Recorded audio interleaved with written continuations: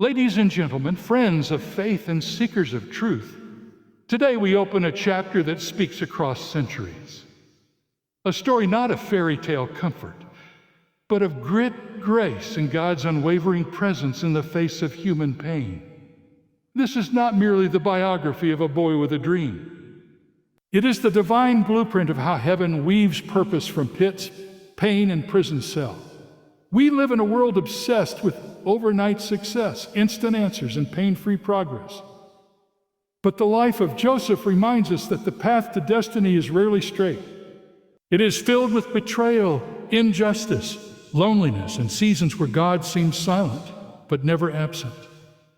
Joseph's story begins in the warm embrace of favor, his father's favorite son, gifted with dreams and clothed in a coat that set him apart.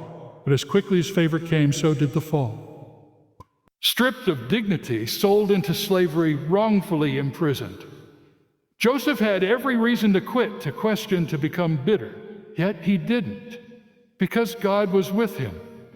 And when God is with you, the prison doesn't define you.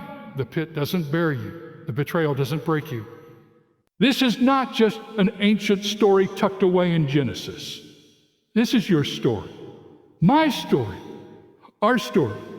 Because each of us knows what it feels like to be overlooked, to be lied about, to wonder if the dream God gave us has died somewhere along the way. But through Joseph, we learn something sacred. What others meant for evil, God can still use for good. The detour is not the end. The delay is not the denial. And the pain, though real, is never wasted when it's surrendered to God's hands. So today, I invite you to lean in, not just with your ears, but with your heart. As we journey through the life of Joseph, may you see your own valleys in a new light. May you discover the God who doesn't just rescue, but redeems, the God who doesn't just bless, but builds, the God who writes purpose into every chapter, even the ones that hurt. This is the life of Joseph, and it just might be the perspective that saves yours. Joseph's journey begins in the warm light of favor. He was the son of Jacob's old age, born to Rachel, the wife Jacob truly loved. Among 12 brothers, Joseph stood out, not just in personality, but in purpose. His father made this distinction clear by giving him a robe of many colors. It wasn't just a gift, it was a statement, a symbol of favor, of destiny, of identity. But favor often comes with a cost. That beautiful robe stirred envy in the hearts of his brothers. Joseph's dreams only deepened their resentment. Dreams that one day they would bow to him. He didn't fabricate these visions, they were from God. But even truth, when spoken in the wrong season, can feel like arrogance to those who don't understand it. One simple day changed everything. Sent by his father to check on his brothers, Joseph walked unknowingly into betrayal. They conspired against him, stripped him of the robe, threw him into a pit, then sold him to passing traders for silver. The favored son was now a slave in chains. From the outside, it looked like the end. Favor was gone. The dream shattered. His identity erased, but God was not absent. The very journey that seemed like rejection was the beginning of divine redirection. Joseph's story teaches us something vital. God's plan often begins where our control ends. The pit was not punishment. It was positioning. Though his robe was stolen, the call of God on his life remained intact. You may know what it's like to feel stripped of your purpose, thrown into a situation you didn't choose, or sold out by the ones you trusted. But remember, Joseph, being thrown down doesn't mean you've been thrown away. God is always working, even in the betrayal, even in the silence, even in the change. What looks like a detour is often the doorway to your destiny. Joseph went from favored to forgotten, but he was never forsaken, and neither are you. After being sold into slavery, Joseph found himself in the house of Potiphar, an officer of Pharaoh. Everything about his life had been stripped, his family, his freedom, even his identity, but not his faith. Joseph didn't allow bitterness to grow where faithfulness could take root. It would have been easy to grow resentful, to question God, to give up and say, "Oh, why should I try when I've been wrong?" But Joseph didn't surrender to self-pity. He surrendered to purpose. Even in chains, he chose character. Even in a foreign land, he remained faithful. And because of that, the Lord was with him. And Potiphar saw it. Joseph rose to a position of great responsibility. He managed the entire household. God's favor followed him, not because of his circumstances, but because of his heart. Then came another test, one that could have compromised everything. Potiphar's wife tried to seduce him. It wasn't once. It was day after day. No one was watching. He could have justified it. He could have said, I deserve this pleasure after all my pain. But Joseph feared God more than he desired temporary relief. He refused, and for that he was falsely accused and thrown into prison. This is where faith is truly tested, when doing the right thing leads to a worse outcome. Joseph wasn't rewarded with comfort. He was punished with confinement. Yet again, he remained faithful. The world may never understand this kind of obedience. It doesn't always make sense. Sometimes being right costs you. But Joseph shows us that integrity is never wasted. God sees what man misunderstands. And when man forgets you, God remembers you. Faithfulness in the midst of injustice is not weakness. It's strength under pressure. Joseph didn't wait for the perfect situation to honor God. He honored God in the worst one. And because of that, even in prison, the Lord was with him. He was entrusted with leadership, even behind bars. Your circumstances do not define your calling. Your character does. Stay faithful in the fire. Stay obedient when misunderstood. Because just like Joseph, God is shaping something in you that injustice can't take away. Prison is a place no one chooses. Not then and not now. It represents confinement, delay, and isolation. For Joseph, it was a place he didn't deserve to be. He had been faithful in Potiphar's house, resisted temptation, and chose righteousness. And yet, righteousness led him not to reward, but to prison. But here's where the story takes a divine turn. But the Lord was with Joseph and showed him steadfast love. It's easy to believe that God is with us when doors open, when dreams unfold, when prayers are answered. But Joseph's story reveals a deeper truth. God is just as present in the prison as he is in the palace. His presence is not confined to comfort. In fact, his nearness is often most powerful in our pain. Joseph didn't let the prison break him. He let it build him. And how do we know? Because even behind bars, he served. He helped. He led. He interpreted dreams for fellow inmates, never knowing that one of those dreams would become the very key to his freedom. The prison became Joseph's proving ground. It was where his character was refined, where his faith was tested, and where his gift was matured. Before God lifts you up, he often allows you to be pressed down, not to punish you, but to prepare you. We sometimes believe that when we're in a dark place, God has left us. But Joseph teaches us that God does his deepest work in the lowest places. The prison wasn't a sign of God's absence. It was the soil where Joseph's purpose began to bloom. Maybe you're in a prison season, stuck, misunderstood, falsely accused, or simply waiting. Don't assume God has abandoned you. He is with you. And he's doing something in you before he does something through you. Joseph's prison didn't last forever, but the lessons he learned there shaped the leader he would become. What looks like a setback is often the setup for something greater. So don't curse the dark seasons. God's presence is often clearest when everything else is stripped away. Even in prison, you're not alone. One of the greatest tests of faith is not in action, but in waiting. Joseph knew this well. After faithfully interpreting the dreams of Pharaoh's cupbearer and baker while in prison, he asked only one thing: remember me when it is well with you. And yet, when the cupbearer was restored to his position, he forgot Joseph. 2 more years passed. 2 years of wondering. 2 years of waiting on a door that refused to open. Why would God give Joseph the gift to interpret dreams, only to leave him in the dungeon? Why stir up hope if nothing would come of it?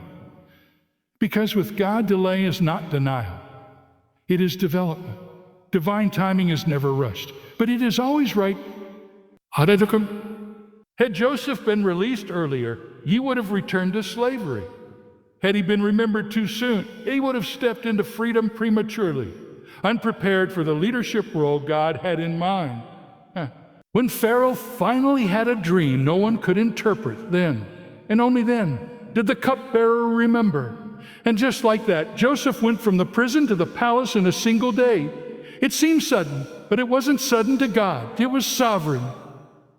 Joseph's years in the pit, Potiphar's house, and prison were not wasted. They were divine appointments. Each season tested a different part of his soul: integrity, patience, humility, faith. And each season prepared him for what was coming next. So often we want the promotion without the preparation, the platform without the process. But God loves us too much to give us influence we aren't ready to carry. He withholds in mercy, not in cruelty. If you feel like you're in a holding pattern, remember Joseph. Just because you haven't seen movement doesn't mean God isn't working. His silence is not his absence. His delays are not rejections. His timing isn't late, it's perfect. The doors that man forgets to open, God remembers. And when he opens them, no one can shut them. So wait well. Serve faithfully in the unseen places. Because when divine timing arrives, it won't be a moment too early or too late. Joseph's rise to power wasn't accidental. It was divine preparation meeting divine opportunity. When Pharaoh was tormented by dreams no one could interpret, it was Joseph, still in prison, who was finally remembered. In a moment that seemed sudden, he was pulled from the pit and brought before the most powerful man in Egypt. But Joseph wasn't rattled, panicked, or unprepared. He was ready. Why? Because he had been preparing long before the opportunity ever came. In prison, Joseph didn't waste his pain. He worked with it. He used his gifts even in obscurity. He interpreted dreams for fellow inmates. He organized and managed wherever he was placed. He served diligently in every role, no matter how small. And all the while, God was shaping him for leadership. By the time Pharaoh called for him, Joseph wasn't just a dreamer. He was a wise man, equipped with insight, humility, and confidence in God. He didn't take the credit for interpreting dreams. He pointed Pharaoh to the one who gave understanding. And when Joseph presented not just the meaning of Pharaoh's dream, but a plan to save Egypt, Pharaoh saw what God had been building all along. Joseph wasn't promoted because of luck. He was positioned because of faithfulness. He went from prisoner to prime minister in a day. But the promotion was built on years of hidden preparation. Every injustice, every delay, every night in the dungeon had shaped his character. He didn't become a leader in a moment. He became a leader in the dark, away from the spotlight, under pressure. Too often we pray for palaces, but run from the prison. We want elevation, but not the endurance it requires. But Joseph teaches us this truth. God uses seasons of confinement to develop strength, wisdom, and trust. The palace will come. The door will open. But will you be ready when it does? God is not just preparing the place for you, He's preparing you for the place. So stay faithful, stay sharpened, stay sharpened. Stay connected to His voice, because when the moment arrives, those who have been prepared in secret will be promoted in public, just like Joseph. Joseph's elevation to the palace was not a reward for survival. It was the result of spiritual readiness. When Pharaoh summoned Joseph from the prison to interpret a troubling dream, Joseph wasn't just clean-shaven and clothed. He was composed, centered, and confident in God. He didn't boast. He didn't demand freedom in return. He simply said, "It is not in me." God will give Pharaoh an answer of peace. That one moment, that divine opportunity, wasn't about talent alone. It was about trust. Joseph had learned in the quiet shadows of suffering how to rely on God. He had exercised his gift in secret, and now it was time to use it before kings. But notice something vital. Joseph's rise came after years of faithful preparation. Every step, from the pit to Potiphar's house to the prison, was molding his heart, sharpening his mind, and purifying his motives. He had managed a household under pressure. He had resisted temptation when no one was watching. He had served faithfully when forgotten. And when he stood before Pharaoh, he wasn't just ready to interpret a dream. He was ready to govern a nation. God could trust him with power because he had passed the test of pain. Many people want the palace without the prison, the crown without the cross, the influence without the integrity. But Joseph reminds us that God often uses adversity to equip us for authority. Not the kind of authority that dominates, but the kind that stewards, serves, sustains. Joseph didn't have to scramble for wisdom when Pharaoh spoke, because God had been pouring wisdom into him in the darkness. He was prepared not because he had the best resume, but because he had the deepest roots. When your moment comes, when the door opens, the phone rings, or the spotlight shines, what will you bring into that room? Will you be shaped by bitterness or by obedience? Will your gift be refined or raw? Joseph was ready, not because life had been easy, but because he had been faithful in every hard place. Preparation is never wasted when it's in God's hands. Keep building, keep believing.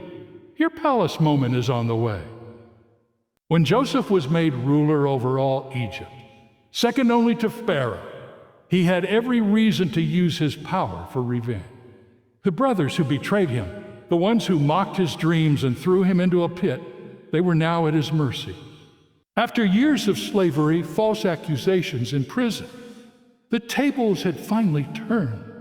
But instead of vengeance, Joseph chose something far more powerful: forgiveness. The true test of character is not how you handle suffering, it's how you handle power. Power reveals what pain can only shade.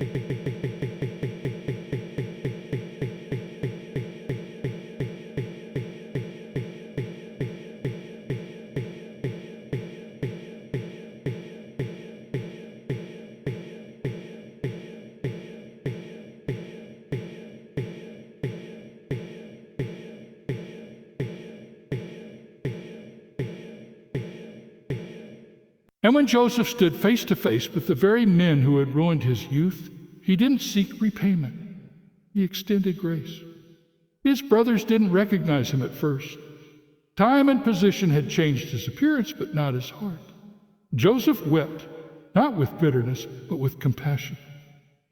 What could have been a moment of judgment became a moment of healing. Why? Because Joseph had already settled his heart before God long before that reunion. Forgiveness wasn't a spontaneous reaction. It was a decision he had made in the silence of his suffering.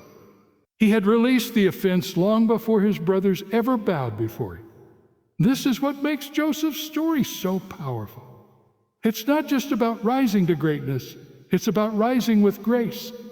In a world that teaches retaliation, Joseph modeled restoration. He fed the ones who had left him for dead. He sheltered the ones who stripped him of his coat. He chose mercy over memory. And in doing so, he mirrored the heart of God. When Joseph said, "What you meant for evil, God meant for good," he wasn't just explaining the path. He was declaring the sovereignty of a God who redeems everything. Even betrayal, even pain. Forgiveness doesn't mean forgetting the hurt. It means refusing to let the hurt define your future. Joseph could have stayed trapped in bitterness, even in a palace, but he chose freedom, not just for himself, but for his family. The highest use of power is to heal, and the greatest victory over pain is forgiveness. Let Joseph remind us, those who forgive never lose, they lead. Joseph's story is not just one of survival or success. It is a masterclass in divine providence. What began with a dream and a coat of many colors ended in a throne and a nation saved from famine. But more than that, it ended in the unveiling of a higher purpose that only God could orchestrate. When Joseph stood before his brothers, the same men who once conspired to destroy him, and said, "You meant evil against me, but God meant it for good," he wasn't just forgiving them. He was revealing the lens through which he viewed every moment of his life. That lens was providence. Providence is the hand of God, weaving together events, even painful ones, for a greater purpose. Joseph understood that what felt random, unfair, or delayed was not wasted. Every pit, every prison, every false accusation was a thread in a tapestry he couldn't yet see, but God saw it all. God used it all. Joseph's suffering positioned him to save not just Egypt, but the very family that birthed the promise of Israel. Through famine, forgiveness, and faith, Joseph became the bridge between a broken past and a redemptive future. That's purpose born in providence. This is where many miss it. We look for purpose only in promotion, only in the highlights. But Joseph shows us that purpose often hides in the shadows, in betrayal and waiting and tears. It's only when we step back and see the full story that we realize God was in it all. Your life, too, is being authored by a divine hand. What you can't explain now may make perfect sense in time. That delay, it's not random. That detour, it may be the safest road. That disappointment, it may become the very door God uses to fulfill what He's promised. Joseph never stopped trusting that God was with him. And because of that trust, he was able to look back not with bitterness, but with understanding. God's providence doesn't just protect, it prepares, it positions, and eventually it reveals purpose. So if you're in a season where the pieces don't seem to fit, remember Joseph. God's not finished writing your story. And when He reveals the purpose behind the pain, it will be worth it all. As we close this journey through the life of Joseph, pause with me for a moment. Breathe it in, the tension, the tears, the triumph, from the dreams of a teenage boy to the responsibilities of a national leader. From the pit to the palace, from rejection to restoration, Joseph's life is more than an ancient biography. It's a mirror. It reflects our confusion, our delays, our heartbreaks. But even more, it reflects a God who never wastes a single step. Joseph's story didn't unfold the way he expected. Neither will yours. But it unfolded exactly the way God intended. And that's the hope you carry with you today, that even when your life feels out of control, God is never out of touch. He was with Joseph when the brothers plotted against him. He was with Joseph in the dry dust of the pit. He was with Joseph in Potiphar's house and even in prison. And he was with Joseph in the palace when the world finally saw the purpose God had seen all along. If there's one lesson we must walk away with, it's this. God is always writing a bigger story than we can see. And while we often want the answer, God offers something deeper, His presence, His providence, His process. Joseph forgave. He healed what broke him. He blessed the very people who cursed him. Why? Because he saw God not just in the outcome, but in the unfolding. You may feel stuck in a chapter you didn't choose, but Joseph's life reminds you, the pit is not the promise. The prison is not the prophecy. You may be hidden now, but you are never forgotten. You are being prepared, not punished. Let Joseph's legacy awaken something in you, the courage to trust, the strength to wait, and the grace to forgive. Because what God did for him, He still does today. He lifts the overlooked. He honors the faithful. And He writes redemption into the lives of those who believe, even in the dark.